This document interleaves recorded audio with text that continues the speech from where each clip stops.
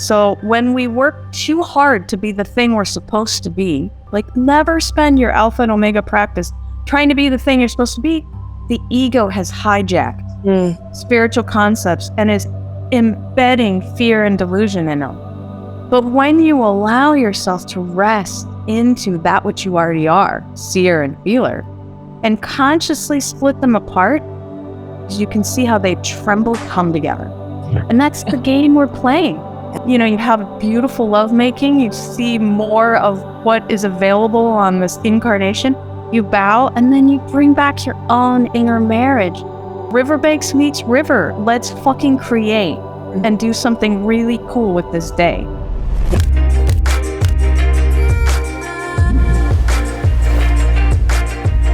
Welcome back to the Medicine Podcast. My name is Mimi, and I have my glorious partner in life and love and podcasting here with me. What is going on, everybody? This is Chase. We are extra excited today. It's a little extra special. Yes. This is definitely one that we've been looking forward to for a long time. We have two mentors in a lot of ways. Justin and Londin, welcome to the Medicine Podcast. Thank you. Happy to be here. Yeah, thank you, Chase. Thank you, Mimi. It's a pleasure to be with you. Yeah, we are excited. I was just saying right before I pushed record, this is a bucket list interview for me because you two and your work have been so impactful in my life and our relationship, the coming back together. Not that your work made me get back together with Chase or even pushed me that way, but what it did for me in so many ways is being kind of a permission slip to deconstruct what I thought I knew about love, about sex, about relationships, about men and women, and then sort of relearn on purpose from people who you can look at and really admire their connection, their depth, and their spiritual and sexual intimacy. And as soon as I was turned on to this world of conscious relationship from you guys and John Wineland and Allison Armstrong, I was like, this is it for me. This is it. I have to have a partner who is in this work with me. And it just so happened to organically, as Chase and I were getting back together, I was, talking about these concepts, and then we were able to talk about them together. And now we talk about these concepts all the time on our podcast to thousands of people. And so I just want to send a, deep bow of gratitude your guys' way, because I honestly don't know, had I not gone to your guys' retreat in 2018, I don't know if Chase and I would be back together right now. I don't know if we would be sitting here now. So thank you. Okay, so our first question that we ask every guest is, what do you love in your life, each of you? What aspect of your lives do you love so much that you wish you could gift it to every human? There's an incredible experience of loving so much about your life that you genuinely wish there were more hours in the day. And I don't mean more hours because you're busy and frantic and you need more hours to get things done. I mean more hours in the way that you just are almost sad to see the sun set. Because there's so many aspects of your life that you are deeply in love with. And this work of sacred intimacy has opened that revelation for me, where it's not merely we're learning how to be in a love relationship with our intimate partner, but we're learning how to be in a love relationship with all of life. And we learn through our intimate relationship what that could look like. Our partner becomes our teacher, but ultimately it translates into our relationship with life, our relationship with God, the divine, our relationship with death, our relationship with purpose, until each one of those relationships becomes a loving relationship. And when there's that true love there, that true intimacy and ecstasy, we have this profound experience that feels a little sad each time the sun goes down. We wish the day could be a little longer. And if everyone could experience that flavor of life, maybe once or maybe every day, that would be something I would wish upon the world. I love that. Sort of the antithesis of working for the weekend. What about you, Londin? I can honestly say that there's a lot of things I love about my life, but when I think about what I would want to gift, one of the things I love most about my life is the alchemy aspect. Simpler way of saying it is like fights that end in lovemaking, where, the shadow pieces are always dancing into the field, right? And when you learn, especially with your lover or with your child, how to have density and karmic knots, when you learn how to meet them so powerfully that they don't just unwind, but they turn into empty bliss. Like they turn with Justin into deep fuck. This is the process we're in every single day together because of our practice. And so it's like, if I wake up and I'm fraught with anxiety, rather than kind of having a psychological approach to that, where I'm like analyzing it and I'm, like I do a much more sexual yoga approach where I bring it into our practice. And then the next thing you know, it's the energy that we're using to have a massive orgasm. That's, yeah, right. And that's our daily practice. So what happens is you don't have to fear the density anymore. And you don't have to suffer the loneliness of a disconnection. It's hard when you have a deep love of your partner, when you guys don't feel connected, when you feel the rift and the ruptures, it can ruin your day. Like if you give them the power to ruin your day. And having that sexual yogic repair mechanism where it's not just made right, it's made ecstatically awakening to the divine. And that's what I would want to gift, because then you're not afraid of anything. Then everything's included. Mm-hmm. Yeah, absolutely love that. And maybe segueing into this idea that monogamous committed partnership will just essentially stale on the sexual intimacy side of things with age. Like, why has that become so normal and almost like, at least from the world that we came out of, just expected? And you evolve into this sort of just like partnership, like almost as if it's a business or something. Or like roommates. Yeah. Well, there's a lot of reasons for this that we unpack in our book. So we go into great depth about this. This is really the basis of our new book, Playing with Fire. But one of the ones I'd like to highlight right now is that when you swallow a no, you lose yes. And in intimate relationship, if you're not really paying attention, every little moment that you lose trust, but you don't want to be, you don't want to be inconvenient. So you just swallow that no. Guess where that no lives? Another brick in front of the yoni, right? Or as a man, like, she's reactive on you, not responsive, but reactive. And it feels like a violation of truth, right? But you don't want to shame her expression. So you just swallow that no, right? Like, I want to encourage your expression. This feels like you're shaming, blaming, criticizing me, but hey man, you're expressing. I'll just swallow that no. Well, guess what? You're just a little less aroused the next time you guys go to make love. Mm-hmm. And if you look at a course of a day, how many no's do you swallow in a day? Maybe the kids are around and it's just not convenient to express that thing. Just swallow that no. Oh, this pattern always gets us in trouble. Let's just swallow that no. And couples just swallow and swallow and swallow. And the next thing you know, they're sitting at the cafe, the kids are away, and all they're doing is just scrolling their feed because they have no yes left. Mm. And so it's understandable to swallow the no. You try and be mindful. You try and be conscious. You try and be non-reactive. But there's better ways that involve being aware and being sensitive and being equanimous. There's better ways to have the no find its proper place that brings you together rather than numbing you apart.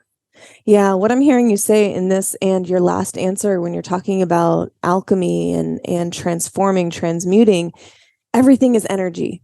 So if we're having, if we're feeling energy in the, kind of manifested as negative emotion, maybe it's stress or maybe it's, disconnection, or maybe it's anger at our partner or whatever. That's all energy. And we can cultivate the tools like you guys lay out in your books to harness and work with that energy, almost like a little ball of clay where it's like, well, it's ugly right now, but I'm going to shape it. I got some beautiful tools in my tool belt. I'm going to shape this into something beautiful that I can then gift my partner.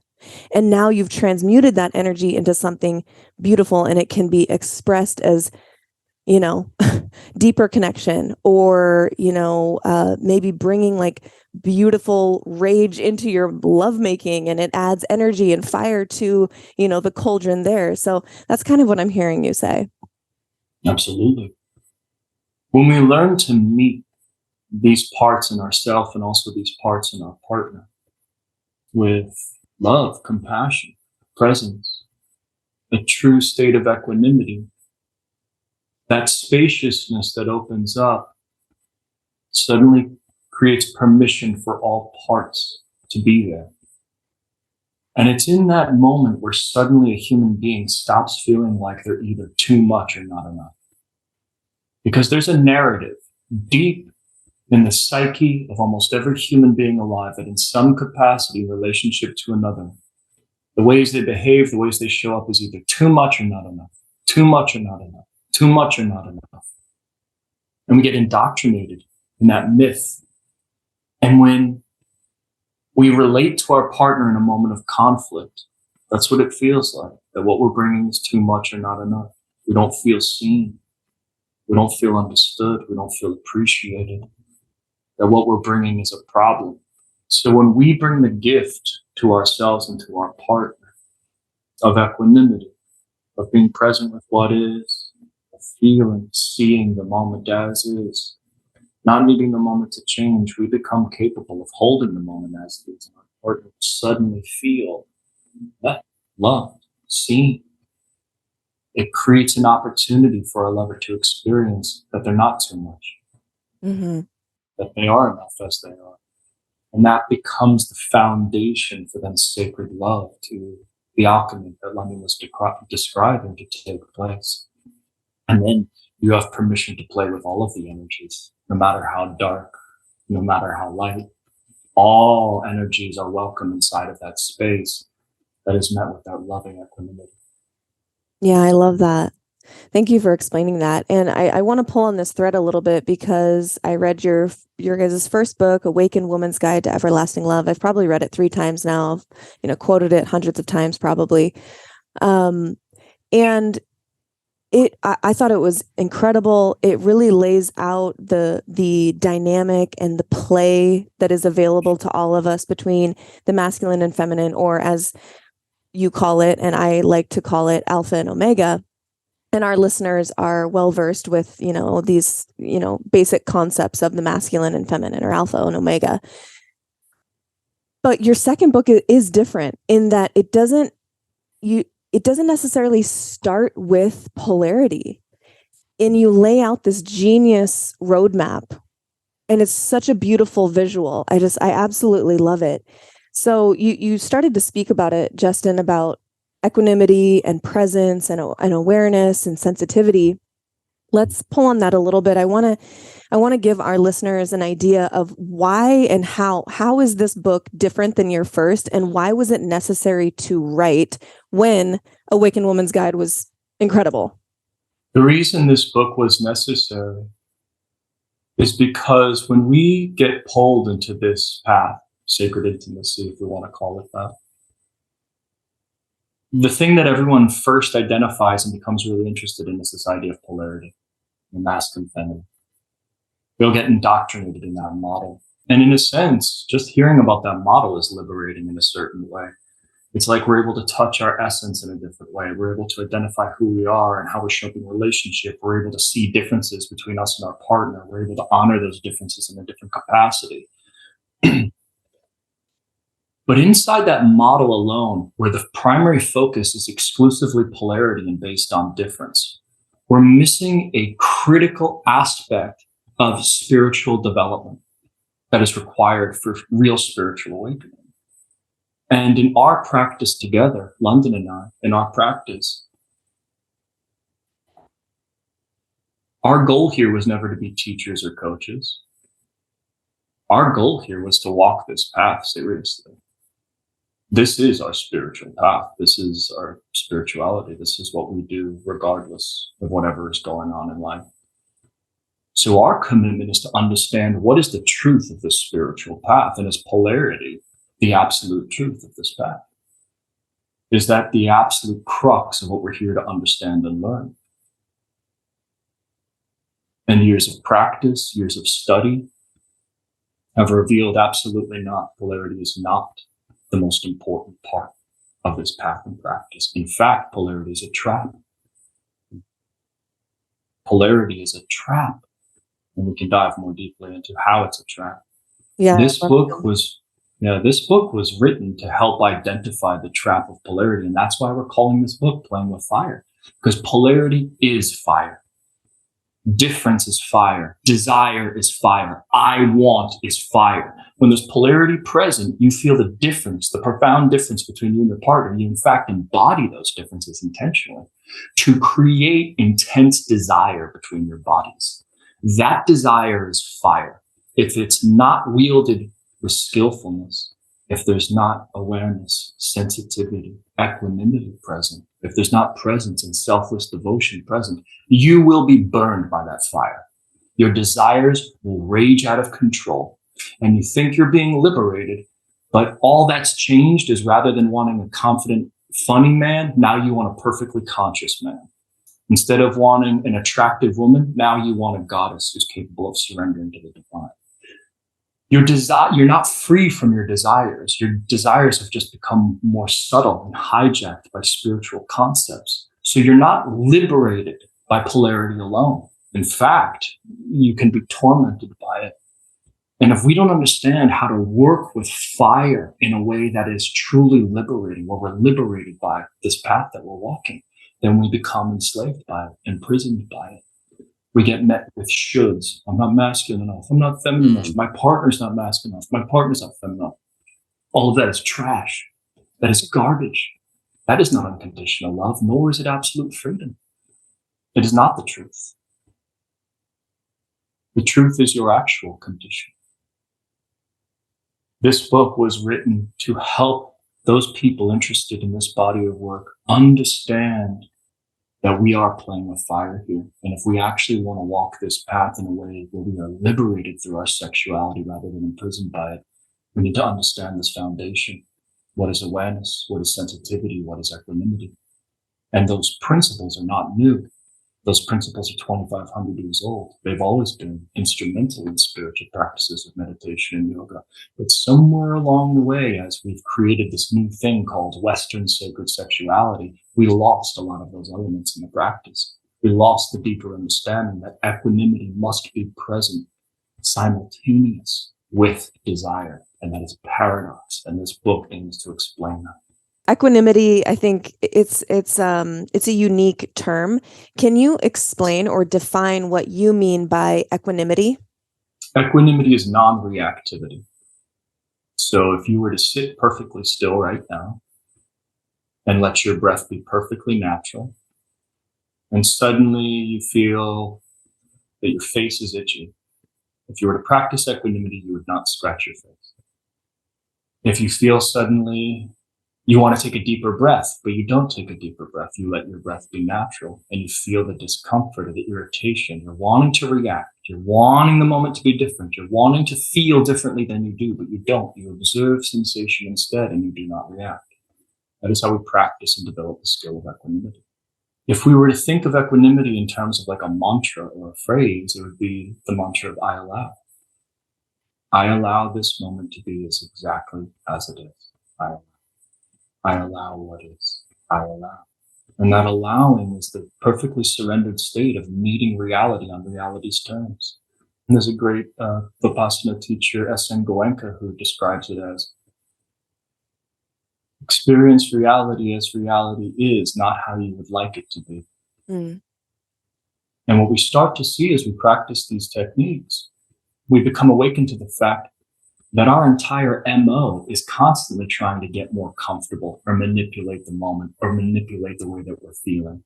manipulate what our partner's doing, manipulate our situation. We're in a constant state of dissatisfaction with what is in the present moment. And that breeds reactivity. That very irritation in the nervous system is reactivity. And when we're unconscious of it, that reactivity runs our life. It speaks for us. It informs our decisions. We get into a heated moment with our lover. They say something that triggers us, and then we just spew venom. That's reactivity.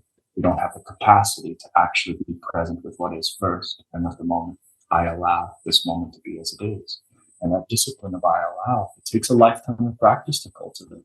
It is said in spiritual traditions that that practice alone will liberate you spiritually.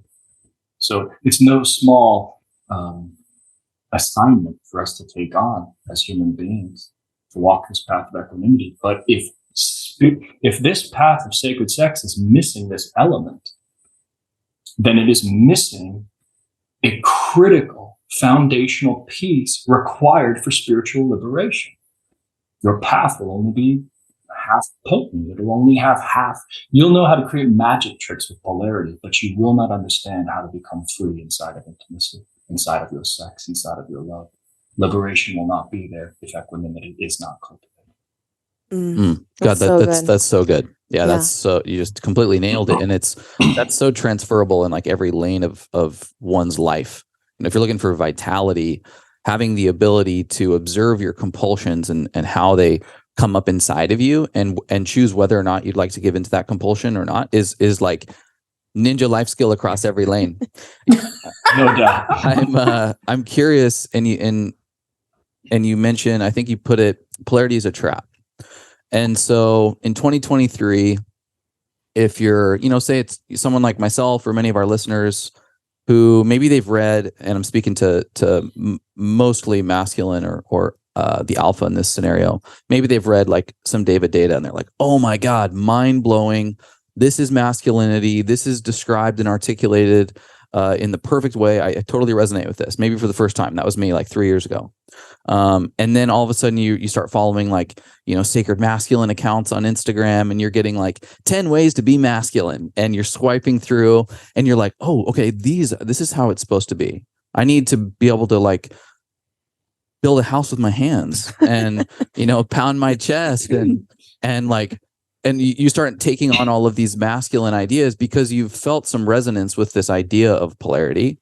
But now you're seeing that there's so many definitions on what that needs to look like, that instead of like sitting in that for you and developing and nurturing an expression of masculinity that feels authentic, you're externalizing this idea and retrofitting yourself into others' definitions. Is that what you mean by a trap? That's certainly a part of it, for sure. I mean, the way you're describing like building a house with your hands, in those instances, people have collapsed the term masculine with manliness, right? So if we want to talk about manliness is kind of this convention that we have, right? It's kind of this sense we have culturally. And each culture could vary, on what manliness means culture to culture. But we have, we're getting more of a global culture now, so we're kind of sharing all these ideas. But manliness is a convention, in a sense. It's an idea of what a man could or should be. And that can be inspirational. That can be fun. There's nothing wrong with pursuing manliness, right? But it should never be confused with what we're talking about in the spiritual path, right? So in Data's work and Data's teaching, we were longtime students of Data, studied, we're teaching assistants. So I understand his work intimately well, and his work opened a lot of pieces for me, instrumental, right? Now, when he's referring to the masculine, he's doing his best to kind of create a bridge between what he actually means by that and what can be understood by most men and women. Yeah. How do we understand it? And what happens is, in order to get men and women to understand it, they've created this, also a convention, this thing called masculine, which is an archetypal embodiment of energy, so to speak, or attributes, so to speak, that we're going to call this thing masculine. And people can start to see, what does the masculine do? How does the masculine behave? How does the masculine show up? How does the masculine, step up in relationship? All of that becomes available. but we're referencing it again as a convention, as an archetype. It's not real. It's not truth.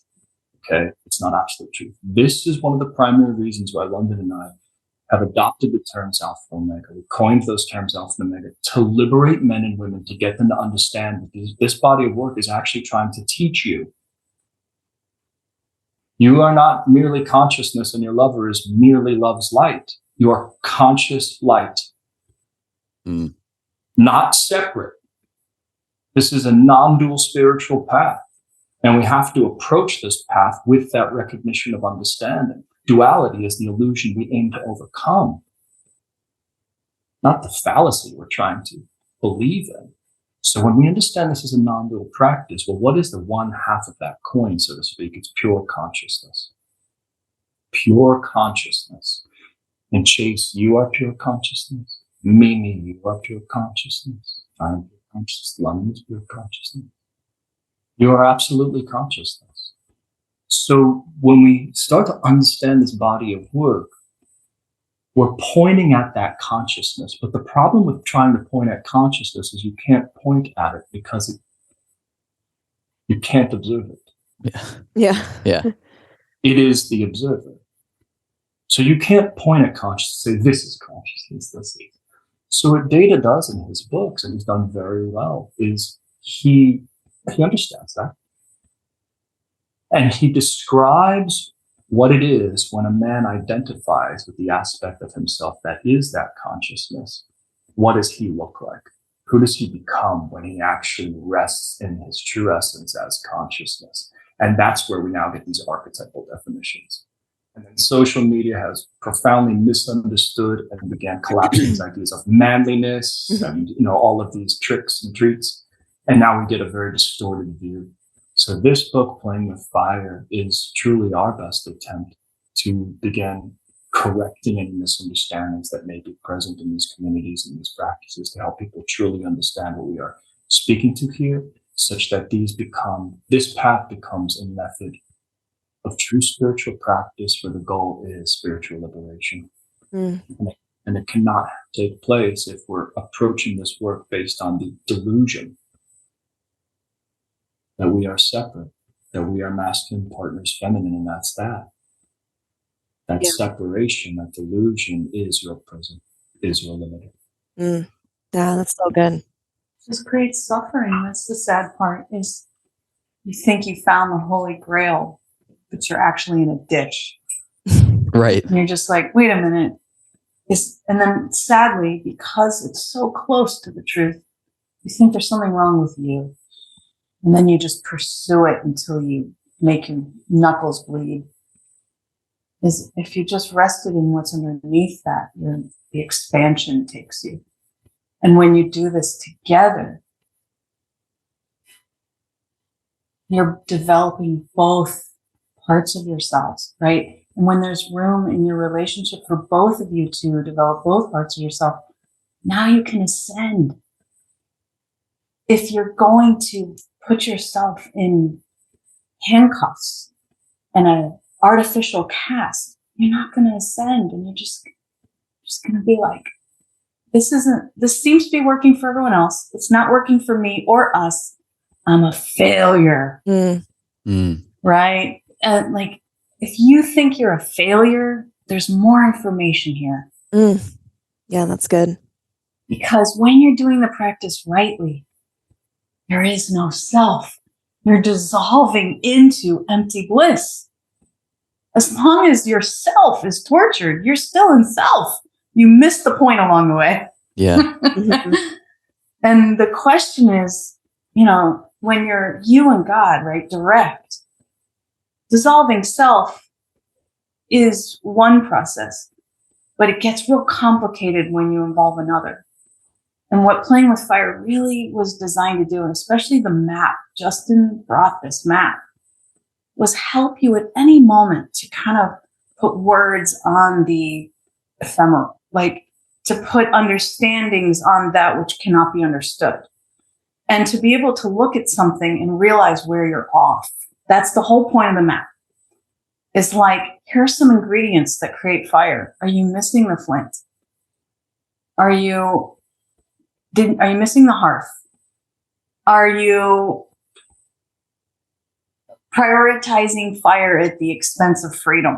You know, like this map is designed to just help you in any moment and ongoingly play with a fire that nourishes you and actually makes you more liberated, not further imprisoned. And one thing I want to add just for your audience as we're describing fire, the way we're using this analogy of fire is, if you know that feeling in a relationship where first things start out and there's heat there, like sexual heat that warms you, feels delicious, but over time that heat starts to go away and passion is gone, that's when your fire goes out. There's no fire and both of you are left shivering in the cold. A different kind of dynamic is there's a lot of fire when you first meet and the flames just keep kicking up and the fire rages so intensely, desires are so hot, they burn down the metaphorical house or burn down the relationship, and both partners end up getting burned by the fire.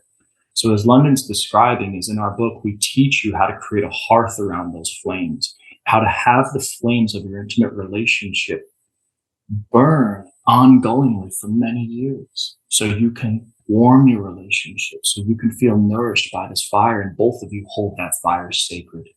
You never let the flames burn out of control and burn the relationship to the ground because you possess awareness, sensitivity, and equanimity. But you also never let the fire burn out and shiver because you know how to skillfully bring polarity and I want to create the tussle of love and play as lovers.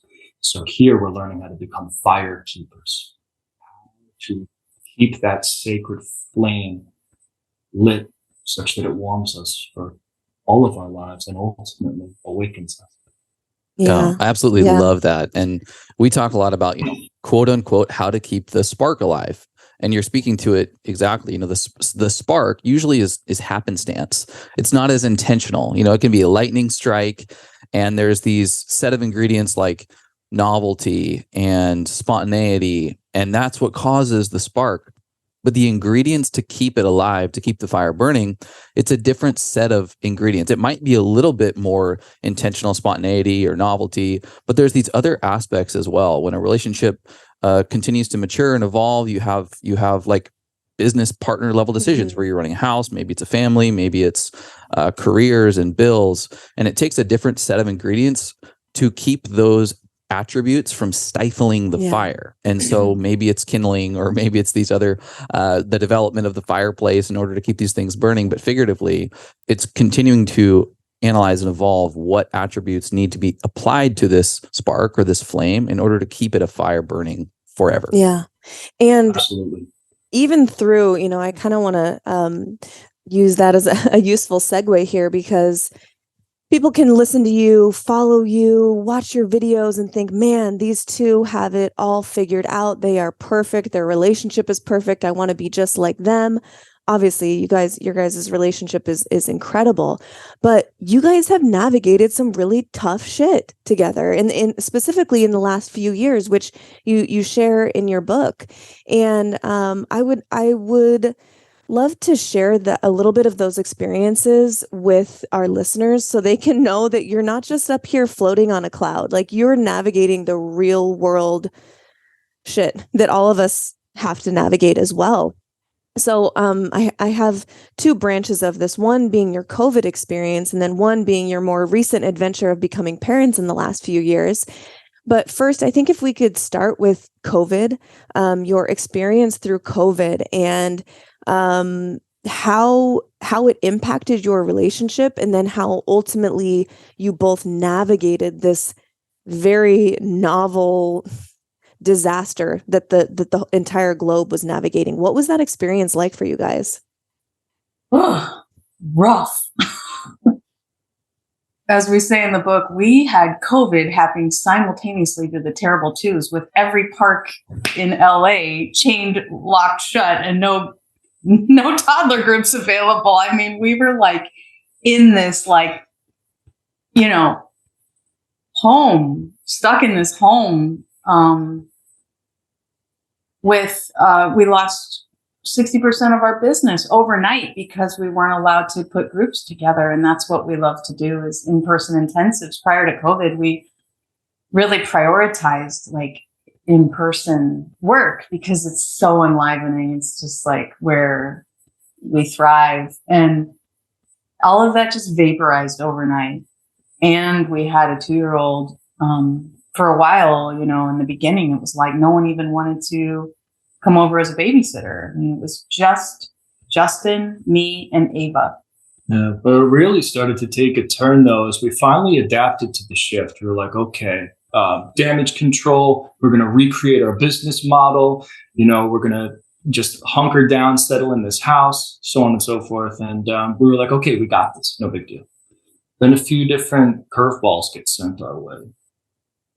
As things start to deteriorate, we were living in Venice, California at that time, and the city started to deteriorate in a pretty serious way. We just had a child, and home invasions started taking place pretty regularly in the neighborhood. You could hear gunshots at night. And now being a new father, you have this different kind of anxiety running through your nervous system. A protector kind of kicks in an intense way.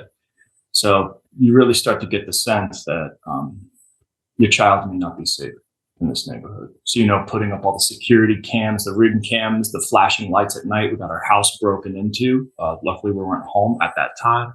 But, you know, the lights are going off. Got constantly getting alerts of like, this is happening down the road. This is happening down the road. Person just got shot. Cop just got shot. Attack with a machete. All of this just popping off nonstop every day as we're in lockdown. We go on a morning walk and there's meth heads walking around, getting really close to our tiny little daughter, you know, and you're just like, ugh. Yeah. Well, we had to change our morning walk multiple times because the walks we were on were just no longer safe to bring our child down. And in the meantime, you know, as we're rolling her through the neighborhood, she'll look at the swing and she'll point at the swing and be like, oh, baby, we can't go on the swing. And we had to tell her so many times that one of her first words was actually quarantine. That was her first word. It was what? One of her Quarantine. first words was quarantine. Quarantine. Oh, So we would walk by the swing and she'd point to it and she'd go, quarantine. And we were like, man, that's heartbreaking. So all this is happening, and then now we get a letter from our landlord that says, throwing you out of the house, we're not renewing your lease. And we were there for 7 years. So now we're in this situation where we're told we're not allowed to leave our home, and now we're being kicked out of the home we're not allowed to leave. So it threw another monkey wrench in, and suddenly I found myself packing up our family with our newborn. And since that point, we've moved 5 times from that moment until right now. We actually just moved into a permanent residence. We finally found a home, but it took 5 moves to get here. So we're now just kind of landing. And we wrote the book during this entire period. So a lot of turbulence. But in the book, what we share is how we were able as lovers to meet every single one of these moments and still find intimacy and love in the midst of them. And I'm not just talking about sharing hearts intimacy. I'm talking about the flame, the fire that gives us the life force to show up to whatever life is handing us in that moment, that our sexuality does become that medicine, so to speak. We did that through all of it. Like not miss a beat, because like Justin said, this is our spiritual practice. This is where we purify in the flame. And every day, you know, fear would set in. Like, for example, we get this notice and we're like, okay, let's move to Sedona. This is a great opportunity to move to Sedona. We call every single real estate agent in Sedona. There's nothing available, not even an apartment for rent, because everybody squatted, like just froze, and there was nothing. So then we're like, okay, Sedona's out. Where do we, you know, we had this feeling like there's nowhere we can go. But that's the level of fear and disrupt that normally, you know, a couple could turn on themselves and start fighting. Yeah, or, absolutely. You know, at worst, at best, just neutralize. And like, but Justin and I, we value the value of that uniting into that which is completely pure, that divine union that just washes your body of the fear one day after the next. And then what decisions do you make from there? what conversations, what does your daughter witness in this dynamic when the two of you in your adult time are orienting towards the highest vibrational thing available? And the thing that's so beautiful about intimate relationship, in my opinion, is there were many days where I didn't have access beyond that fear by myself. It was too much. I was too tired. I was too stretched by her tantrums. I was too spent to like up level myself. And there were days where Justin was, just too stretched by running the show and like reinventing our business. But together we could do it. Yeah. And also sexually we could do it, because the thing is so beautiful about sex when you truly understand how sex works is it's all included. So we didn't need to be mindful. We're aware, but we didn't need to be like, neutered in the name of mindfulness. We didn't need to be, perfectly behaved. We could come and we could bring our tussle and I could bring the like, I don't want my world to fall apart, and he could be like, I got you. And, I'm being in the like, what the, F. And he's got his hand around my lower back going, give it to me, babe. I'm right here. And then we are like true alchemy. Like we're being real and being purified and being made whole by the divine. And then we come out of practice and we go, okay, we got this for today. And that's how we did it. That's how we did COVID. What London's referring to is how all parts of our humanity are included. Yeah. We're not pretending to be anyone or anything we are not. We are not. And if we do, that's the day that practice sucks. Yeah. That's been our commitment. When we stepped into this world as facilitators, our commitment to each other is we are never going to put on an air or teach or present anything that is fictitious. We are going to be in our humanity and be the reality, because the moment you try and make this and pretend this is something it's not, is the moment this starts to deteriorate from within. Yeah. We made that commitment to each other, and in our books, that's why we write the way we do. We bring our humanity. And that's where the spiritual growth stops. And I don't think most of us are interested in a path that is less than that, right? Yeah, what you guys are explaining and what you explain in your books so beautifully, and you've referenced it a few times, the path, spiritual path, the spiritual intimacy. We talk about a lot on our show, that the relationship, our romantic partnership is our greatest teacher in life. And it's, it starts with your partner being a mirror for you, being able to see like, okay, when I behave this way, this is how it lands. And this is what comes back to me. And like, just the mirror is like step one, right? Like, that's great. Everyone has access to this. But what you guys are talking about is so much deeper and richer and fuller than just seeing your partner as a mirror. It's literally like, you guys are joining together as one, experiencing God together and letting all of your shit come out together and seeing and witnessing, which is the most fundamental human desire, to be seen and felt and loved for everything that you are. Well, and the domain of alchemy in the relationship, I mean, so many times in our history, I've been frustrated by life itself. Burning my ass like at a career or trying to accumulate and using the terms you guys mentioned earlier, where it was like, am I enough? Am I doing enough? I don't know. I don't know if I'm doing enough for me. I don't know if I'm doing enough for her, for my parents' expectations. And so that rage and frustration is sitting inside of me. We hadn't had the domain of alchemy to exercise that and transcend that in a way that would be like this loop of coming back to a place of love. Do you mean in part one? Yeah. Rather, it's like in the world, like, oh, fuck, okay, now I'm just going to be an asshole to other people, or I'm going to, chronically be fatigued and exhausted by my career. And that rage ends up leaking out into the other domains that has no chance of alchemy, no chance of conversion into something beautiful. What I love about creating this space, this container in the dynamic of romantic partnership is that it's a space for exercising these things and almost like committing or agreeing to turn that thing. It's a safe space to express, and let's turn it into something of love or of connection. Precisely. And then there's no end to the kindling. Can you get that? Yeah. Like going back to your original question, like why does everybody neutralize? Why does the fire sputter out? It's because less and less is allowed and life will come on you. And like every time you go, I can't bring that here, so I'll just leak it there. Whether that's rage or for other people, that's sexual desire. Like my partner's uncomfortable when I show her this need. I'll just go work that out with some porn. Right. Or worse, with another, partner, right? With some flirting. Oh, it's innocent, and they're just leaking. And this becomes tiptoe. Sweep under the rug.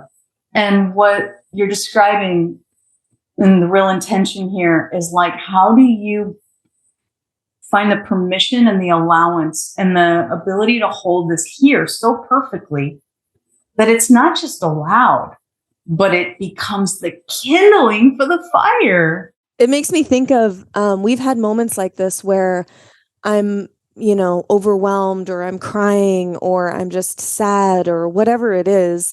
And Chase sees that he is aware, he's sensitive, he's allowing me to just feel whatever I need to feel. And in his, embrace, or just holding me, like making me feel better, like I got you, we got this. Like we've had moments where that actually like sparks intimacy. It sparks like sexual intimacy. And it started out as sadness. And we've seen that before, in movies and TV or whatever. But this is one area where they can actually get it right, where, maybe it's the woman who's feeling some type of way, sadness or grief, and whether it's out of good intention or not, the man comes in and recognizes, like, I can save her, I can be here, I can hold her. And now there is this intimacy, there is this spark that leads to something deeper and richer. And we've definitely had that. So I want to pin these things here for the listeners, because this conversation can at times, for someone who's just starting out and just picking up your book and knows nothing about the masculine and feminine or alpha and omega, as we're sitting here, the four of us talking, it can feel sort of out of reach or distant, like it's so far away from anything that you experience in your relationship. And so I like pinning these little situations that everyone can relate to. And it's like, just the awareness of what's possible is progress. So like just being conscious and aware to like the depth that is available to each of us is progress. So no matter where you're at, if you're listening and you're just getting started in this, just being aware, you're already making progress. So I just wanted to send that little like note of encouragement out, because I'm sure you guys, do you hear that from people who are just getting in this work? Like, what are your, I guess, tips or advice to someone who is like just dipping their toes in and they're not yet fully all in on like, this is my life practice, sexuality as spirituality? Like, where does someone even start? Workshops are really good places to start. The book is certainly a good place to start. But a workshop this is a yoga. So if you want to know if you like yoga, you got to go to a yoga class and see what it feels like. Yeah. If you think you might be interested in dancing, you got to go to a dance class and dance. If you want to know if you're interested in this body of work, you got to go to an environment where you can practice these techniques, because it's a yoga. You can sit here and consume books for 10 years, but until you actually get into a downward dog, or you start dancing tango, you don't really know what it is to walk that path, to live that practice and know if it's for you or not.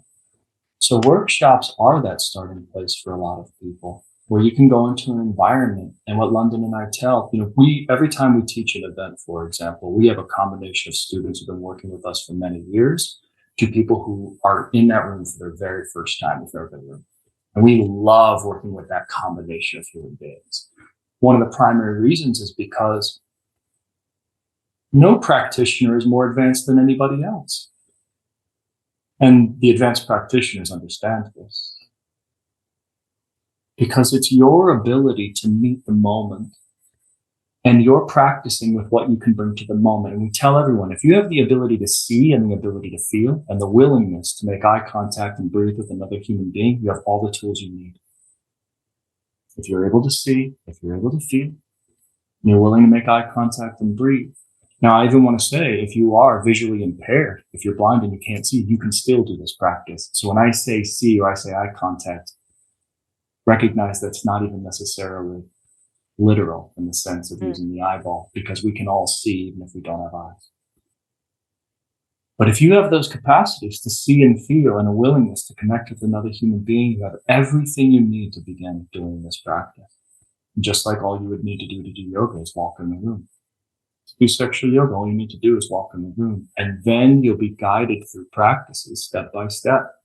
And you get to feel, what is this thing that is called sacred sex? How does it work? How do I do it? Where are my blockages? Where are my edges? And just like any yoga, any martial art, any form of dance, it's going to feel clumsy and clunky. You're going to be self-conscious and not know what you're doing. But if you have a good teacher, they're going to teach you those first basic steps, and they're going to give you confidence very quickly. And what's most profound is we have people coming to our events on a Saturday morning, and by Sunday night, they are completely transformed. They're practitioners by the time they leave. They spend 24 hours with us, but we immerse deeply in the work. Every human being is capable of loving at this level. That's what's also most profound about this. Every human being is designed to love at this level. Designed. We have all of the tools we need, but we just need to be in an environment that's conducive for our learning. And we need an instructor there who's able to skillfully help us navigate some of the crunchy moments and help us become conscious where we might be unconscious, and know, what do I need to do in this moment to bring more love to this moment? Yeah, I love that you're speaking to this.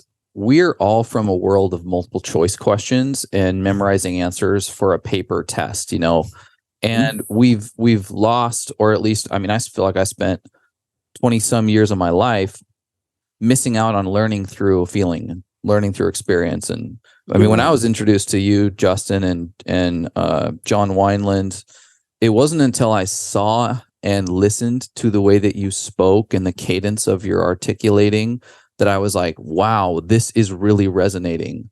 There's an essence within me that is very aligned with the way that these guys are able to feel their way into understanding and learning. And I probably wouldn't have gotten that had I just like read text of the words that you were saying. And so I love that point, because there is something resonating, especially for like myself and maybe other, masculine energies as well, where it takes like really witnessing the energetic expression of something to fully understand it and be interested enough to say, I want to do whatever they're doing. I want to get into whatever they're doing, because maybe just words alone isn't gonna strike that chord of resonance like it would be to see you in person or to listen even just to the way that you speak. And so I highly encourage anybody listening to spend some time like watching, listening, because a lot of these transcend words, and we're just doing our best to describe them with the alphabet. I think it's really beautifully said, talking about these terms, as effective as like trying to get wet with the word wet. Yeah. The word wet is never going to make you wet. Right. And we're trying to get wet in these practices. Yeah. But something that I want to share is the first 6 years of my life as in this path, I didn't read anything or listen to any talks. I was in rooms with teachers. I never read their books. I never looked at anything. I was in the rooms with teachers. And sacred sex is traditionally an esoteric path. Esoteric meaning secret, so to speak, that it is specialty knowledge that's only reserved for the people who have the ability to be inside of that room and then download the transmissions they get from those teachers. Again, even those transmissions that are happening in the rooms aren't necessarily coming from the words being spoken. They're coming from something else that's happening in your limbic system, in your subtle body, right? So sacred sex becoming more of a exoteric kind of spiritual practice has only happened in the last 100 years or so. That's a brand new phenomenon. Now we're all talking about these esoteric teachings. We're all passing around. Now they're memes on social media. Now they're like flip throughs. Like, this is what masculine is. It's like, it couldn't be further from the origin and the truth of what this body of work has always been about, which has been an esoteric path. And when we understand it as an esoteric path, we develop a kind of patience for the learning curve. Let me give you one example. In the East, their ability to learn is different than our ability in the West. So, Tai Chi, Qigong, for example, Eastern traditional model is a teacher would just stand with their back to the students, and they would go through the movements, and the students would need to emulate what they're doing. No words spoken.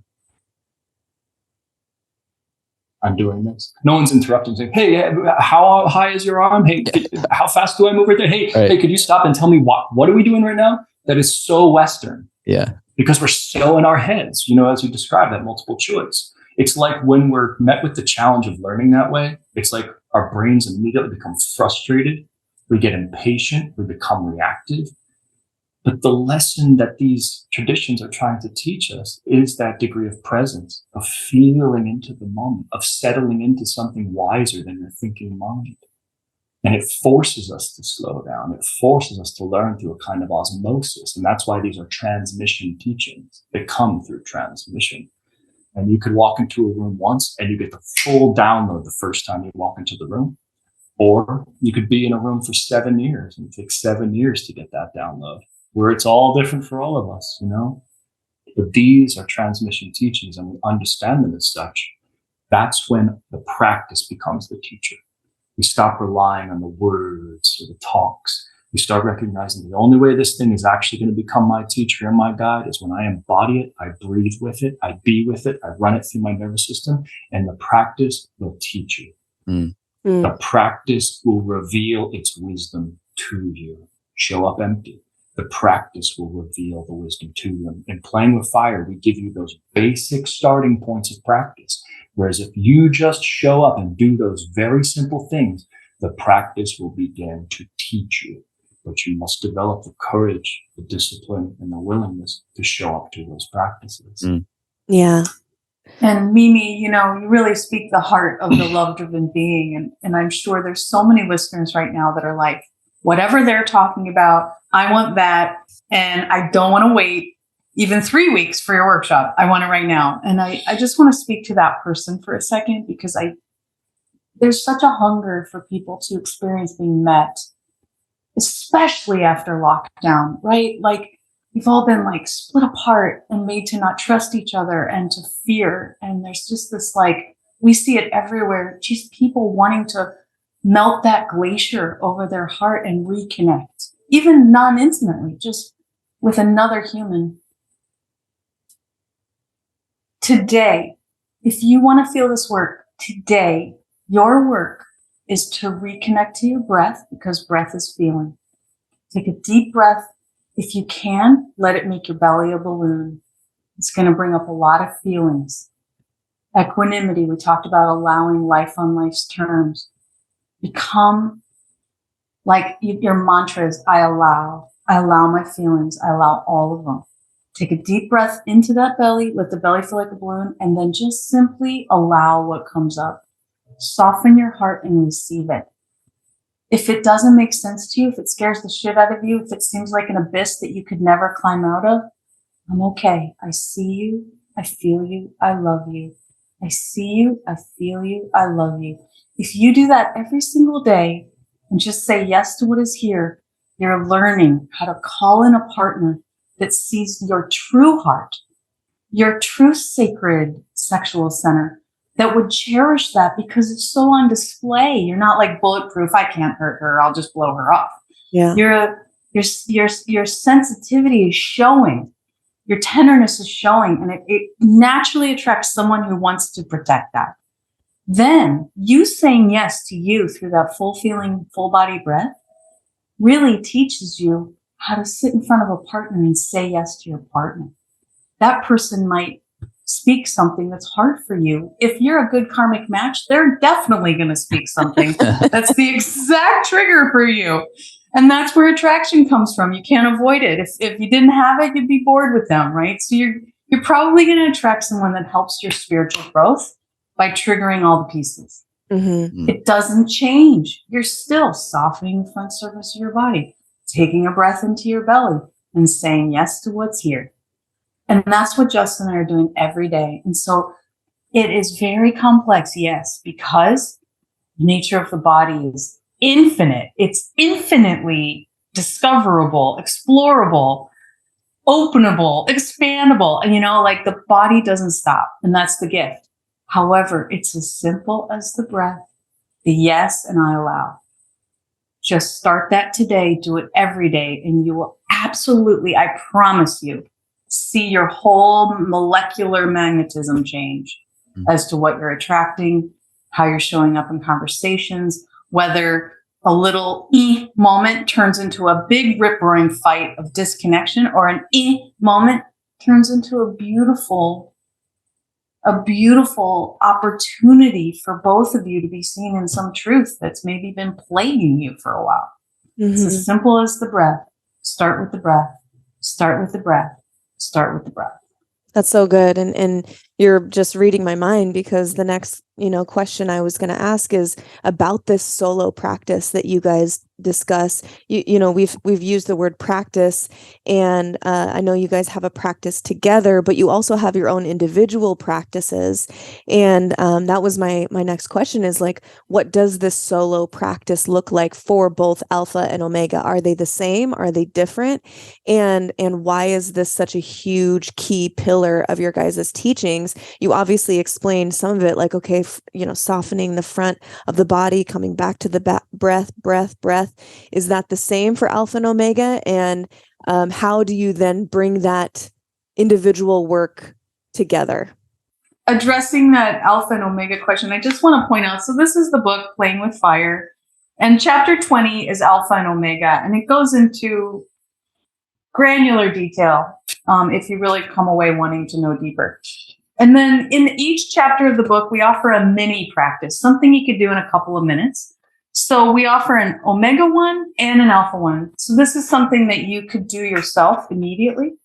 But I also want to say we go into Omega morning practice by Londin and then Alpha morning practice by Justin. And we describe vividly what we each do. So this is all available in much something you could take away and like really study and like practice and try.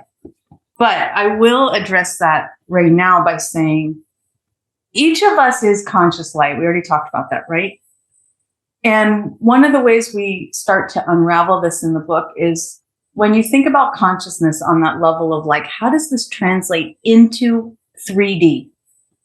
Right? Remember how Justin said, like, you can't observe the observer, but we need ways to like understand this and work this as a yoga pose in the 3D. Consciousness is the seer. I see. Light is the feeler. I feel. And so this is another powerful conceptual understanding of like, am I any less a seer? I don't think there's a single woman on this listening to this that would not identify as a powerful seer. Am I any less the feeler? I don't know that there would be a single man listening to this that would say, I'm not a feeler. I don't feel anything. Right? The feeling part of you is how you love your woman. The seeing part of you is how you glorify your man. And so working these aspects of seer and feeler is what you're going to be thinking of when you split pieces apart to want to come together. Every day, all day, you're the seer and the feeler in deep fuck with yourself. That inner marriage between Alpha and Omega, just making you feel like you're taking a bite out of the ass of life. Like, this shit is awesome. I have all my energy back. I'm lit up. I got good ideas and I know how to bring them into the world. That's that inner marriage. But if we bring that inner marriage in its full integration to our partner, there's not a lot of spark because we're two whole human beings. We don't really need anything from them. What happens if we make ourselves available to need as a sacred act? And that's when we split the pieces apart. And then they tremble to come together. So the point I think the most powerful thing is to speak of what do Justin and I orient ourselves to when we practice 1 hour before meeting. It's to split the pieces apart. Does that make sense? And he's not always the seer because he has a penis, and I'm not always the feeler because I have a vagina. We're working all of it because it's all delicious. But I'll talk about myself as a feeler for right now. Well, just think as a listener, if you wanted to feel more, what would you do? What would you do for 1 hour to make yourself feel more? Mimi, what are some of the things you do? I usually put music on that helps me feel, depending on, maybe it's singing bowls, maybe it's 528, maybe it's, just calm instrumentals. I usually, if I want to feel more, like I would usually wear something where I can actually feel myself. I'm not bundling up in head to toe wool pajamas, usually wanting to feel like my skin and feel my body, show gratitude to my body and everything that it does for me. If I want to feel more, I will move my body, feeling how my body, feels when it moves. And yeah, I mean, those 3 ingredients are all I need. So if you did that, and then you showed up to a moment with your man, what do you think he would experience in you? What would he experience in me? I think that he would probably experience love and desire, admiration that I'm engaging in this work. Curiosity. He's gonna jump right in. Why don't you tell me? Well, let me stop really quick and say, do you see how he couldn't help but dive into you? Yeah. He could, right? Because you would be the invite. Yeah. Chase, did you feel like invited by her? Yeah. Oh yeah. Yeah. So it's already here, and we haven't even done the practice. We just talked about it. Yeah. And I would love for you to go on, Chase. Like, what else would you feel or experience in her if she's in that full feeler? What does that make you want to do? It makes me want to step into the dance, into the ring of fire. Yeah, curiosity. Losing track of what's in the future and what's in the past, and feeling very present or very drawn to maybe what is going on inside of her that I can be a part of. And then Chase, what would you do to spend an hour being more of a seer? First thing that comes up for me would be to spend time in nature and to be present and observe. I find deep meaning in just simply observing nature, whether that's the sacred patterns of a leaf or the way with which the tide changes or the waves roll up onto the beach here in beautiful Coronado, California, or in the forest, and being able to observe life itself and its sacred patterns. So I find that a nice practice for being able to see. Mm. And then Mimi, if he came back and you guys were coming together and you've spent all this time cultivating feeler, and you can feel him appreciating the imprint of the all that is, what does that open for you? What becomes possible for you? What becomes possible for me is if he's cultivating seeing, and what becomes possible is for me to open myself even deeper for him to fully see me. And yes. Yeah. And to just surrender to whatever he wants to see. Do you see how seer evokes feeler and feeler evokes seer? And that's the dance of passion's play. Like that's what Rumi was talking about. You know what I mean? Yeah. It's so simple. And Chase, earlier you brought up this idea that like it creates all these, the archetype can become like, now I'm getting so far away from myself trying to be this thing that I think is, but did you see how none of that was present in what you said? But you opened her in the way that all of those ideas promise to open a woman. Yes. Mm-hmm. Yeah.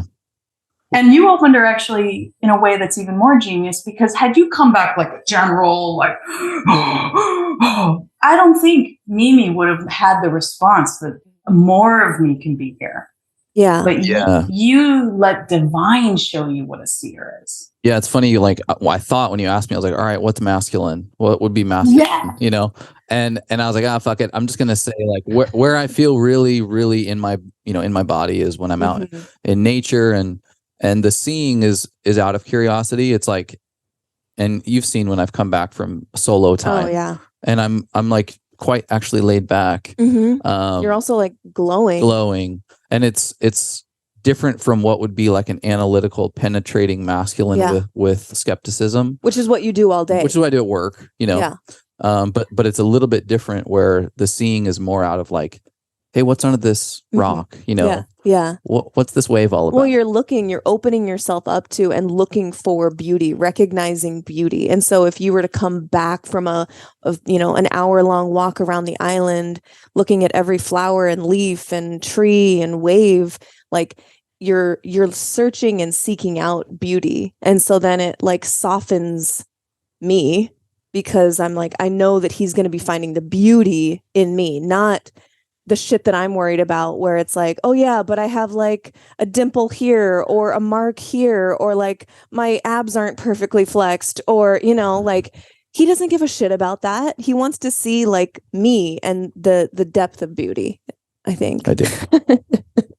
And that, Mimi, you're so perfectly representing what we were talking about at the beginning with not enough and too much. So when we work too hard to be the thing we're supposed to be, like never spend your alpha and omega practice trying to be the thing you're supposed to be. The ego has hijacked spiritual concepts and is embedding fear and delusion in them.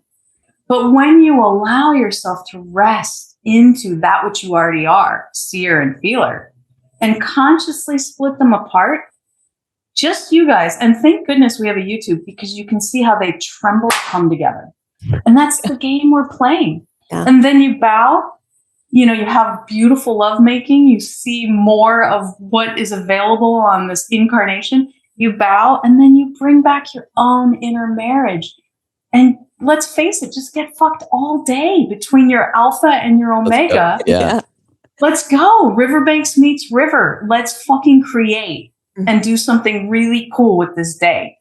Yeah. And that's what Justin was talking about, where you just want to have more hours in the day when it's like that. Yeah, absolutely. So you guys just embodied everything. And that's what also Justin was saying, is like, this can happen right now if you just do the yoga. Yeah. Yeah. Thank you for taking us through that. That was fun. No, it's really good. And it's like, okay, well, I'm going to go practice after this. I mean, reading your guys' books and reading about your connection together and what it provides and how it sets the table for like literally like the deepest fuck. There's nothing more like motivating and inspiring than like, okay, it doesn't have to necessarily even be an hour. Yes, that's ideal. That's great. But even if it's 10 minutes, anything, just start somewhere. And certainly after reading, I'm over halfway through and reading Playing with Fire, and I just like, I can't put it down. It's so nourishing. And it's really inspiring me to how our morning routines kind of shift and change and evolve depending on what we're dealing with, depending on what's happening in our lives. And it really is reminding me of the value of just quiet, solo, getting this centered, getting in my body. It just really sets up my day in the best way.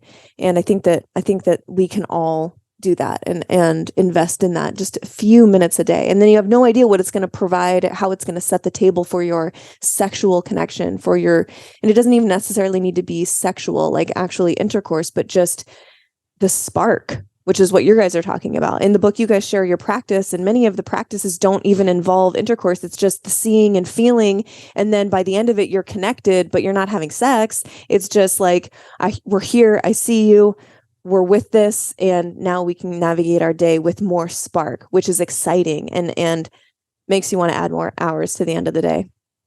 And I think what you find when you really dive into these practices is that you can have sex and not have deep fuck. And you can have deep fuck, not having sex. And what we all crave is that deep fuck. Do you know what I mean? Like, oh yeah. Yeah. When you can find it in just an exchange of a glance, when you can find it in both hearts melting together, when you can find it in a touch that just makes your body get goosebumps while you're making tea in the kitchen and then you go back to work, now there's just spark through your whole day. And then when you know how to do that and you add the physical, it's pretty phenomenal. Well, and like it can be uncontrollable laughter too, where you're falling into each other because you're giggling like you're. Oh, that can feel like an orgasm. Totally. It can be those little like ingredients throughout the day that actually lead to something really, really beautiful. And a couple questions that I want to bring up, because we get from our listeners often questions around these two environments. One is the single individual who might be listening to this and is like, I don't have somebody to deep fuck right now. And well, they do have themselves. Yeah, but okay. Right, exactly. And so I want to speak to that a little bit. And you mentioned it in some of the solo practice that it's not just an omega practice as much as it is pieces of both. And so maybe we can speak to that a little bit. And then there's the other question, which we get often, which is, okay, I'm on board, but my partner is not. And usually this is coming from women. How do I get him enrolled? And so maybe speak to those two demographics a little bit. How do we get him on board? Can we start with the second one? Because that's a big pain point we hear I'm sure. every time we teach. There's a difference between bringing your practice to your relationship and demanding that your partner practice with you. They're not the same thing. A skillful practitioner will understand everything about these teachings, about these techniques, and they will bring them to their partner in a way where their partner feels energized by what they're bringing, inspired by what they're bringing, engaged in what they're bringing, where you bringing your practice is more interesting than the television. That's what we're here to do with our practice. And when a lot of people first start off in this body of work, there's this frame of mind, which is, well, I can't develop this skill unless you do it. So let me convince you, let me try and draw you into this, let me, talk to you about it. And it kind of repels your partner in a way, because the presupposition is what you're doing is not enough. We talked about not enough and too much. This, not enough. So if you're the one devoted to this practice, that's your homework right there. Because if you're perceiving your partner as not enough, check yourself. Check yourself. That's your homework. What you do is you take this technology and these tools, and how do you, like, first of all, let's say you want to have a romantic sexual moment with your partner that feels totally present and fully engaged. Let's say that's what you're wanting for your partner, and they're just distracted, not giving it to you. What outfit would you need to put on? How would you need to move? Would there be candles, music playing in the environment? How would you draw your partner's attention? Would you come up to them? What does your partner need? Do they need to be touched right now? Some fingers across their skin. What would you be doing with your body and breath? Do they not need to be touched right now? Do you find your practice in front of them, sitting on the couch just a few feet away, and suddenly you're breathing into your hips, you're breathing into your genitals, you're finding your practice and coming alive. And suddenly you're saying, hey, you, I want you. And you draw your partner out. Your partner suddenly was like, what's going on over here? I thought we were just going to do Netflix. This is interesting. Okay. And then you could say something like, I want to tease the shit out of you. And then you can say something like, I want to feel your breath inside of my body. I love that. So why are you sitting there saying, we need to sit down and do practices and I need you to breathe in a certain way? Forget about that. London's over here getting hot and bothered. You can bring the embodiment of the practice until what you're bringing is so captivating, so interesting, so hot that your partner goes, this is way fucking better than Netflix. Yeah. Like, okay, what do you want to do? I'm in. Right? Yeah. So now I understand there's like a degree of confidence that one needs to acquire to feel that they have, the will to do that. So that's why your solo practice is important. Become comfortable in your own sexuality. Dress up for you. Get in outfits that feel sexy to you. Pleasure yourself. Really understand, what do you want to experience sexually? What are your wants? That's one of the first things we do with clients and couples who want to get into this work. What do you want? What do you want to experience? And when I say want, not just anything, I mean with your intimate partner, with that person, or your ideal intimate partner. What do you actually want? Do you want them to see you? Do you want them to stand? Do you want them to sit? Do you want them lying down? Do you want to climb on top of them? Do you want them pinning you to the floor? Do you want them talking to you? Do you want them quiet? Do you want them breathing? Like, what do you want? And when you start to unlock your own sexuality and truly understand what you're desiring, first you develop a confidence around your own sexuality, right? You start to awaken that confidence, and then you become capable of artistically bringing that to any moment and making your partner so excited to dive into that world with you. Yeah. But if you're criticizing your partner, saying this is something you need to do, it's going to make them feel they're not enough, and they're going to immediately feel repelled by that conversation. When you ask that question, what do you want? Do you find that people know what they want? And then if they do, what are people wanting?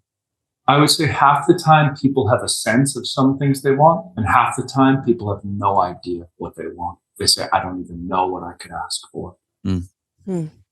Even the people who think they know they want, they awaken to the fact that their wants are constantly evolving and changing. Want is infinite. Desire is infinite. Desire is unending. That sounds scary. In this body of work, playing with fire, that is profound. That unending desire, that constant overflow of wants that has no end, is what keeps intimacy alive. The moment you stop desiring is the moment intimacy starts to die. So you bring your desire to your lover, not frustrated like a child throwing a tantrum, but as an awakened, conscious lover. I want, I want, I want. And simultaneously, you practice the embodiment of I allow.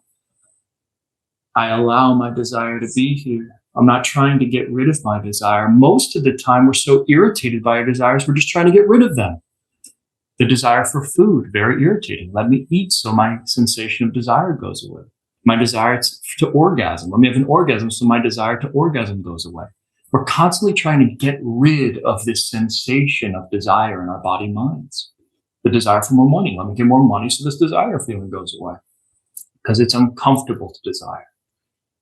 But when we start to recognize that that irritant in the body mind, that fire, that alchemical agent of irritation, when we learn to bring it through our I want, and we start to explore it,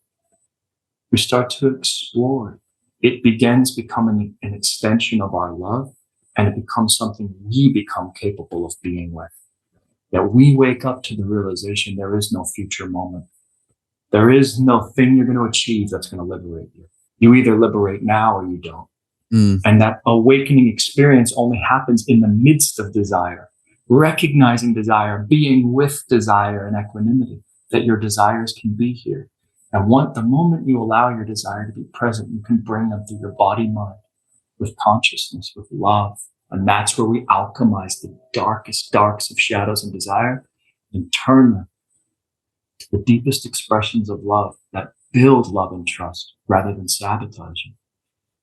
So when a partner says, well, I don't know what I want, like I'm clueless, I don't even know what to ask for. I had a woman in a workshop not so long ago who said this, said, I have no idea what you're talking about, Justin. What do you mean, what do I want? I don't even know what to ask for.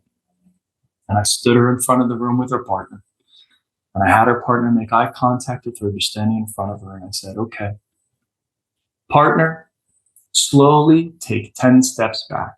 And I asked the woman, I said, as he starts to move, just give him numbers on how much you want this right now. So if you like what he's bringing, if it feels good in your body, this is what you desire intimately, it's a 10. If this is not what you desire, it's a 1. So she's sitting in front of her partner about arm's length away. He's standing there and she doesn't know what to say. So she's just like 5, and the moment's neutral. He starts taking a step away. She says 5, he takes another step away. She says 5, he takes another step away. He finally gets far away enough for her to register She doesn't want him to be that far away. She doesn't like that. So the number goes to 3. He takes another step back, goes to 2. Takes another step back, it goes to 1. And I say, aha, you don't want him far away. Let's see if you want him close. So I had him very slowly start walking towards her with eye contact and breath. And the number started going up and going up. And he got close enough to her. I told him he couldn't touch her, but he got right next to her. And he was right nose to nose without touching her, breathing her. And she was 10. And you could feel the electricity and the tremble of her desire coming online. That was an awakening moment for her. What does she want? She wants him close. So it's that simple, is we need to go through these motions with our bodies to find out, what do we want? Now, here's the way we approach this as an advanced practitioner is when Londin and I show up to practice, neither one of us are sitting there. Oh, I know what she wants. Oh, I know what we're going to do. I know how to open her body just right. We show up to the moment not having any clue. I have no idea what she wants. I don't know what I want. And that's the art form we're in. We feel the moment purely, freshly. When I say I want, I don't even know what's going to come out of my mouth. I feel it in my heart. I feel it in my genitals. I let myself say, I want da, da, da. And then the moment I say it, I let it go and I say, I allow this moment to be just as it is. And then I feel a new desire as I want da, da, da. And then I let it go. I allow the moment to be just as it is. And when I say my I wants, I'm like giving them to Londin, and she can do what she wants with them as a lover. So I could say, I want your mouth around my cock. I don't know if I'm allowed to say that on the show. Anything's allowed. So I say, I want your mouth around my cock. Now she might say, I want that too. Or she might say, not yet. Or I'll say, like, let's say he says, I just sat down, I've got an outfit on, it gets a lot of arousal in him, and he says, I want your mouth around my cock. I go, I don't want that yet. But instead of being like, no, right? I'll go, what would I want that would make that interesting? So I go, and this is all very slow and with a lot of breath, and I'm really feeling the moment. And I feel into the truth of the moment. This has actually occurred. And I go, I want you to breathe me in a way that I can't resist putting my mouth around your cock. And I fucking mean it. Like, he breathes me in a way that he pulls me over there. I'm all in. You know what I mean? And now we're dancing in our wants. And we're dancing in the truth. This is the piece for anyone who's new. We're dancing in the truth of the field. Right? I'm not obliging myself sexually. That's not a sexual yogini. She's not like a servant.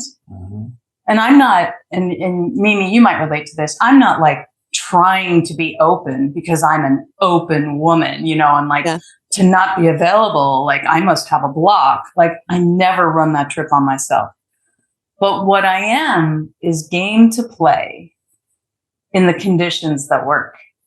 So we're awakening each other, right? We're awakening each other through the power of want. But it's all resting on top of allow.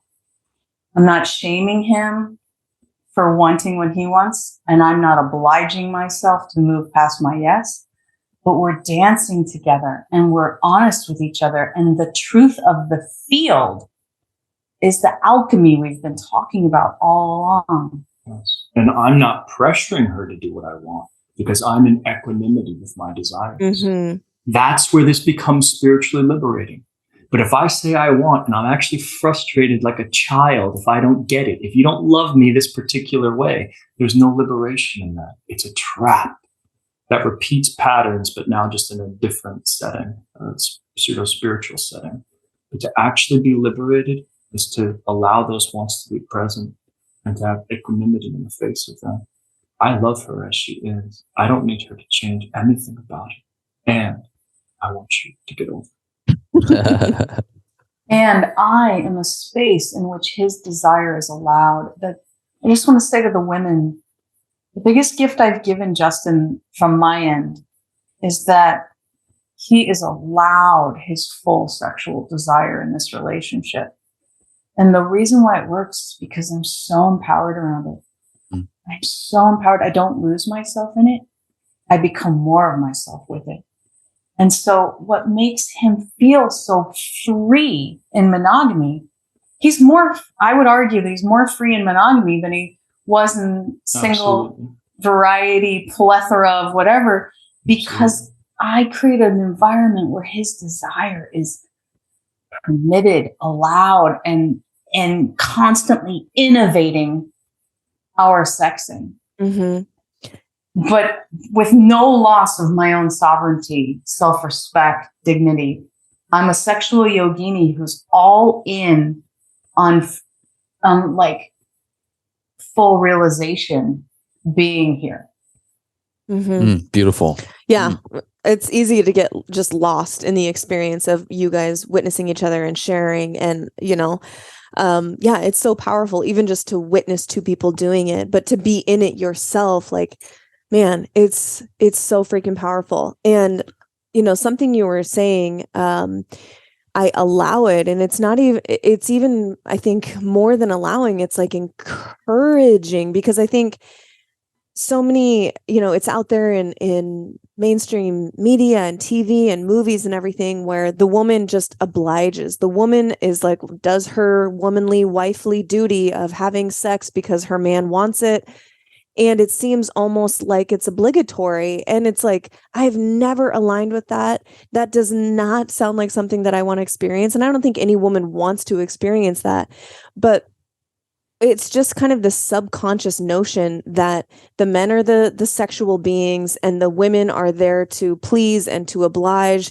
But it's never something that's like generated by the woman, or that she is comfortable in her sexuality, especially from our background of evangelical Christianity. That is squashed.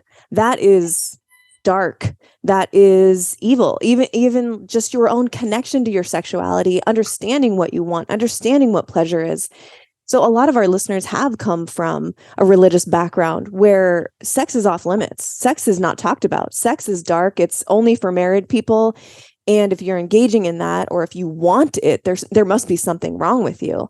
And this was something that I experienced. And, you mentioned that you were a daughter of a preacher. I'm sure you experienced this to some degree too, but women in this purity culture are getting cut off from everything that you just explained. So it's like we jump into marriage and we don't even know where to fucking start, because we've been told that this is wrong our entire lives. We're 23, 24 years old. Now we're trying to engage in a really deep, wonderful sexual relationship that's finally allowed. And you have no idea how to even connect with your own desire or want. Yes. It's so maddening. I would add to that you love God, right? And so when prior to marriage, you willingly suppress your sexuality because you've been told it takes you away from God. So you're like, well, I love God. I'll get rid of that. And what you're missing is the prayer that your sexuality is to God. And that was the big reclamation in my life, was I always wanted to do right by God. I mean, truly, I would do any price to be closer to God. So I was happy to get rid of my sexuality. Now, granted, I had to shove my sexuality down with about 3,000 to 5,000 calories a day, because my roaring sexuality did not want to go away. But the greatest gift of this path is letting your sexuality bring you closer to God, and to feel the thing I love about this map that's in this book is that polarity, that constant tension between desire and allowing. Because guess what?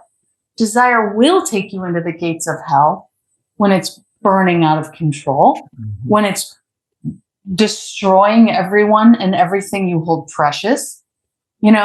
Ironically, when I was holding my sexuality back to be close to God, but I was eating 3,000 to 5,000 calories a day, my desire was motherfucking out of control. Sure. Yeah.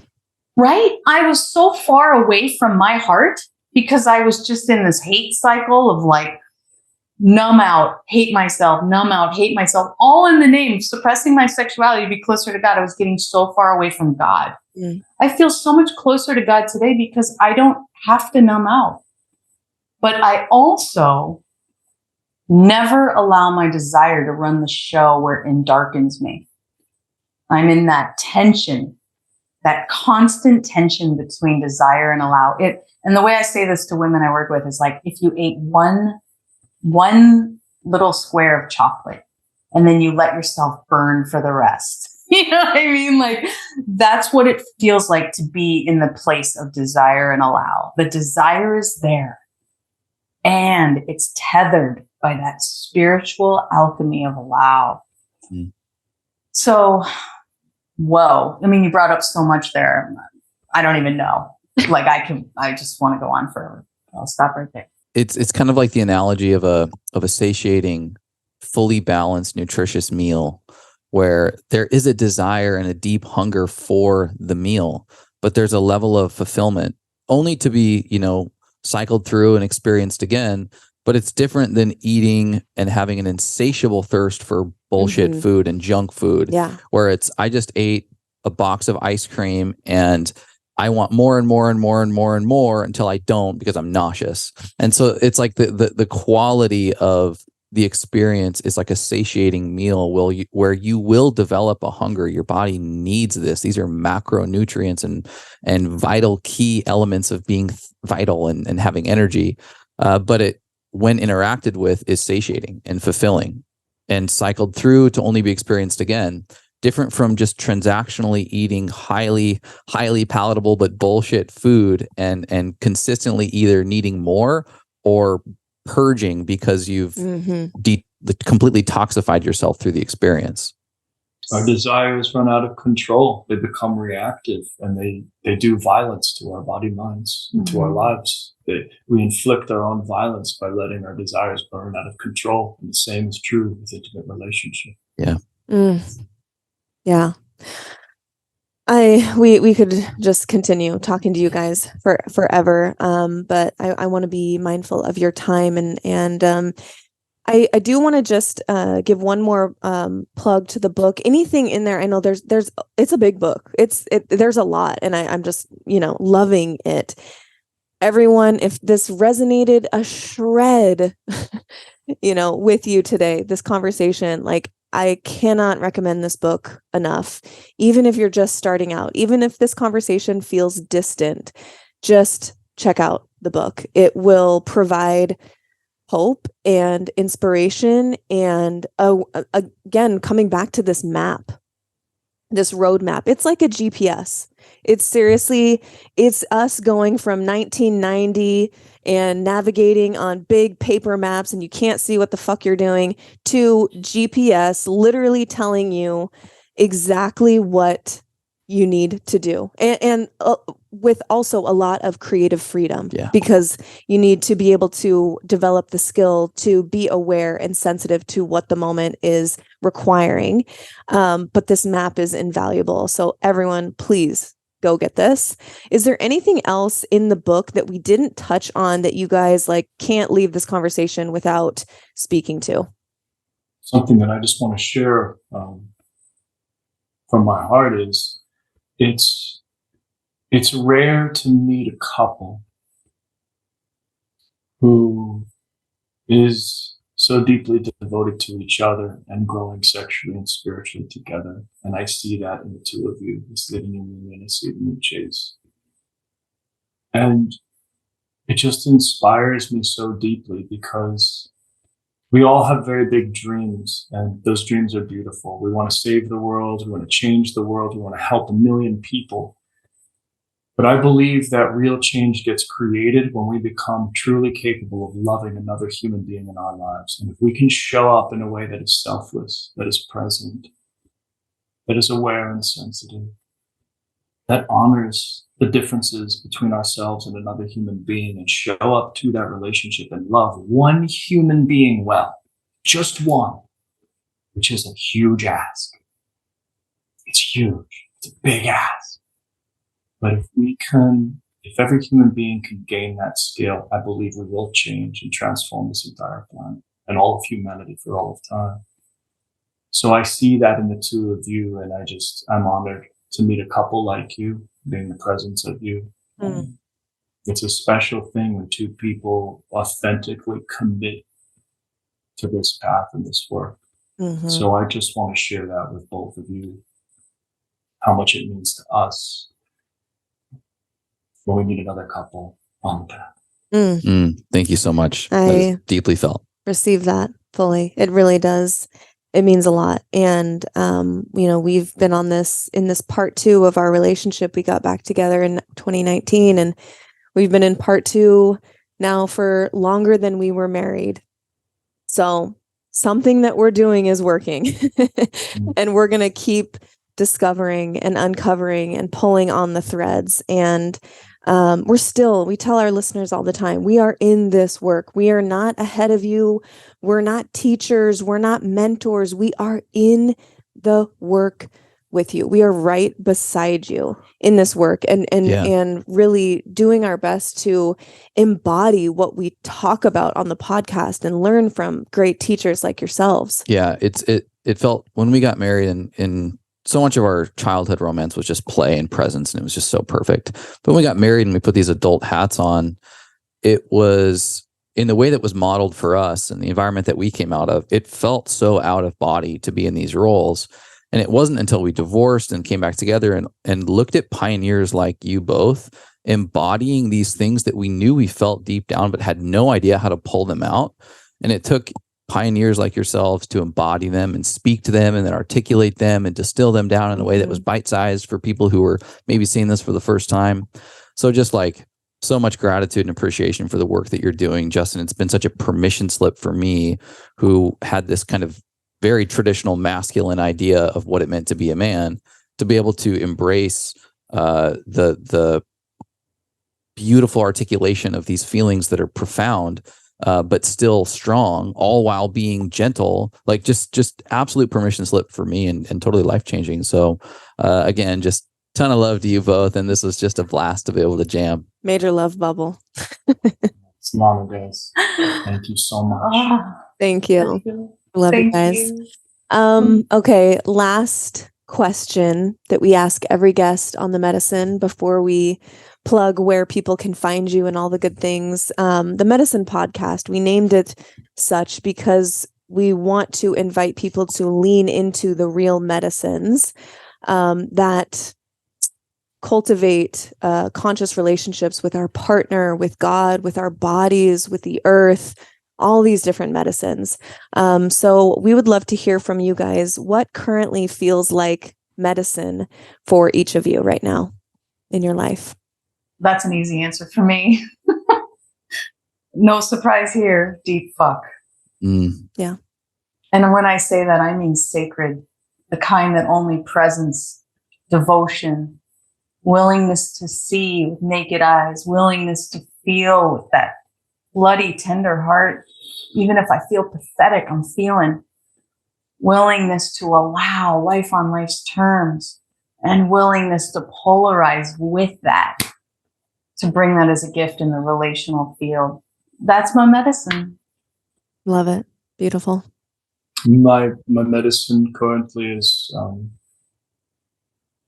the internalization and embodiment of the mantra of loving what is, of no longer waiting to be loved, to be relieved, to be free, to no longer waiting for change,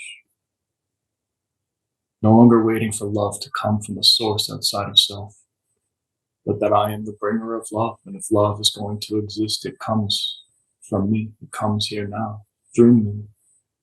To love this moment as it is, to be the bringer of love in all moments. This is the internal mantra in meditation that I've been with now for some time and continues to deeply rest inside of me. So good. Beautiful. Love it. Where can people find more Justin and Londin? Your book is everywhere. Where are you guys? Where do you have more offerings for people, and what does that look like? The easiest places to go are our websites, londonangelwinters.com. And that's Londin with an I, Londin, angelwinters.com. And my website is justinpatrickpierce.com. And on our websites, you can find all of our online classes, our books, our in-person intensives. We have an intensive coming up June 10th and 11th. Sarasota, Florida will be teaching. So those websites will be your number one resource. Okay. Perfect. Awesome. Thank you so much. Thank you both so much. What a blessing. Seriously. I'm sort of sad it's over, but I'm allowing to be what is, just enjoying the beautiful love bubble that we just had with you guys. Thank you so much for being here. Our pleasure. I am Our pleasures. Thank forever you. going to follow your work, your work, your books, however many of them there are. They will never not be in my library. So thank you so much. To our listeners, thank you for hanging out with us today. Go check out Londin and Justin's website, their books, Awakened Woman's Guide to Everlasting Love and Playing with Fire. You will absolutely not regret it. And share this episode. Send it to your best girlfriend, someone that you are comfortable sharing these very raw and open, real conversations. These are the conversations that need to happen for our world to change on an individual level. It takes 30 seconds. We appreciate it so much. We'll talk to you next time. Go spread some light. Okay, bye. Thank you so much for listening. If you enjoyed that, check out right over here for some more fun clips. Oh, and you're going to want to subscribe. Bye.